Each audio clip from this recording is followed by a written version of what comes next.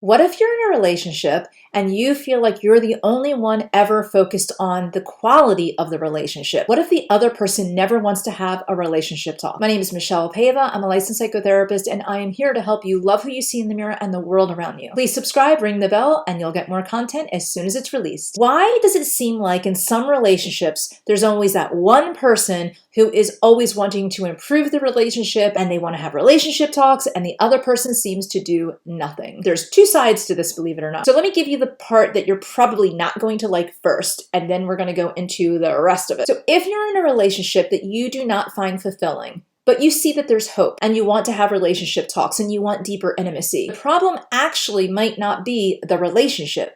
It might be that you have blocks that you can't see the intimacy that's in front of you. Now, hear me out. There's a lot of different ways that people show love, and you do need to have the love that you deserve in the way that you deserve. So I'm not saying that you should sacrifice yourself, but I am saying that sometimes when we can relax and just trust that the other person does love us and that the way they're showing love is in fact a true love, we stop putting expectations and bars and hoops for the other person to jump through. Because a lot of times what we mean by I want to have a relationship talk is I want to tell you what's wrong with you. And that will make the other person defensive and they'll shut down.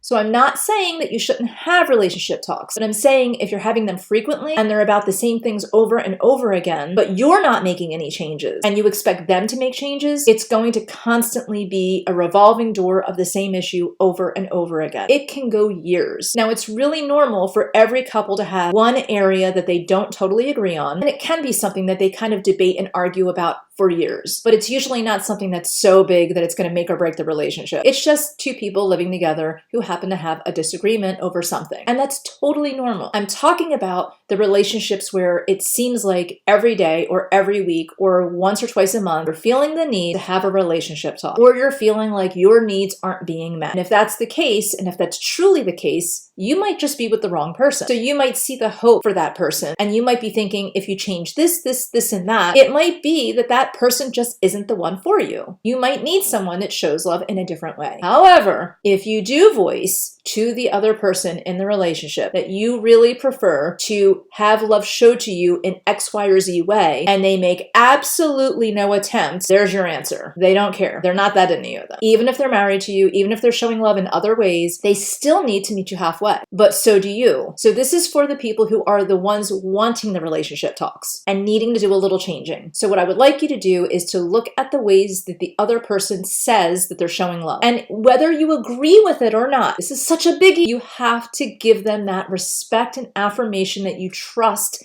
that what they're saying is true, even if you don't agree with them, but also have to have the same from them. So if you would feel more loved if they actually have more conversations with you, then have a date night where there's some light conversation. Every conversation should not be about the relationship. If everything is about the relationship, as if the relationship is a problem to be solved, then the other person is going to feel like they can never win. And if they feel like they can never win that talk, they're never going to want that talk. So it has to be a win-win where you both get something really positive out of that talk. So for instance, if it's really about you don't really feel that you guys speak enough to each other and just have fun, or maybe that you feel like you're always on phones or always looking at television and you want just time where you and he or you and she are face to face, then don't make a relationship talk about it. Just do it. Say, hey, Saturday night, Friday night, can we just not have our phones, not look at television for 2 hours, and let's just play checkers or whatever. And then just see where that goes. Instead of having a relationship talk about we should play checkers. You know what I'm saying? Doesn't have to be checkers, but you know what I'm saying. So anyway, so let's reverse all of this. What if you're truly with someone who doesn't seem to care? What if you're trying to improve the relationship and they are doing nothing to improve the relationship? Well, like I said, they're really telling you what they think of the relationship if they're actually not willing to go halfway or even a tenth of the way. So what do you do at that point? Well, you have a couple of options. 1, you can leave the person. 2, you can try to make it work. 3, you can just sacrifice yourself. Now, I don't want you just to up and leave right away, nor do I want you to sacrifice yourself. So the only real viable answer is actually to meet them halfway and to work on it. So how do you do that if they're not willing to do anything? Well, instead of dragging them to therapy right away, they have to actually want therapy for therapy to actually be meaningful to them and for for your relationship. So instead of doing that as a first step, really focus on something that they enjoy and find a way to make whatever it is that they enjoy something that's intimate for you as well. So let's just say you don't like looking at old cars and there's a car show coming up and you really don't want to do that, but they really want to do that. You can let them know that this is something that you would like to do only because it will help your intimacy level. Have the discussion about how you're willing to do this, but don't make yourself a martyr. Don't make it like it's some big favor or some giant obligation, but let them know that you want to be able to spend time with them. And when you do this activity, be pleasant. Don't be a whiner. So first see if they're okay with you going, because maybe they really enjoy it and they are so worried about you being negative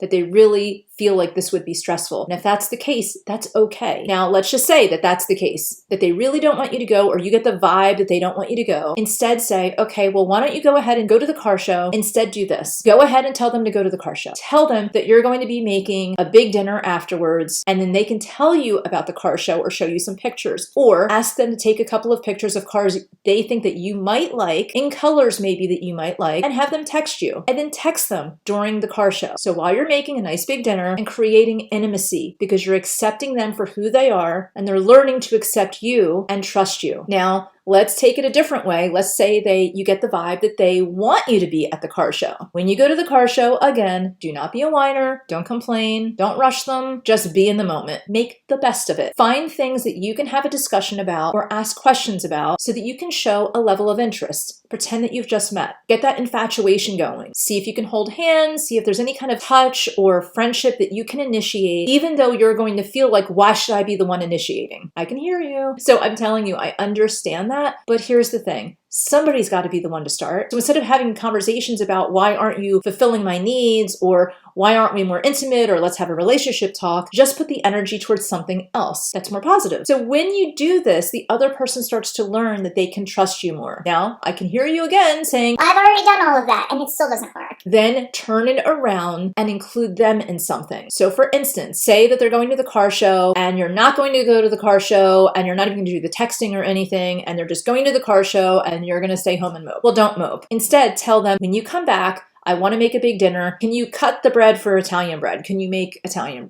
garlic bread or something? Give them some kind of a little task and ask them, how was your day? Did you like the car show? Was this the best one you've been to? Not the best one? How does it rate compared to the other car shows you've been to? Really ask them questions and really come from a place that's very genuine. You're not just asking these questions superficially. I want you to get to know them more, because if you're having an intimacy issue, there's a level of you and the other person that you don't know and that you don't feel as comfortable with. And even asking those types of questions will open up a level of intimacy that you will find is really amazing. Now, I know you might have tried all of these things and you might still feel very defeated. And I totally understand that.